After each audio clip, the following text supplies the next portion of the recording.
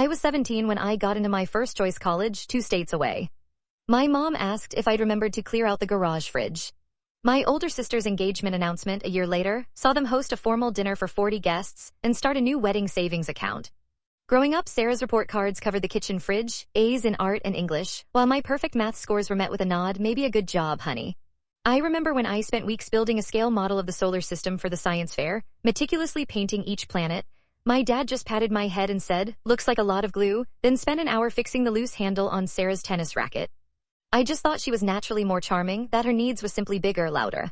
I tried harder, got quieter, thought if I just did everything right perfectly, they would notice the same way. When I turned 16, my birthday fell on a Saturday and my parents had a golf outing.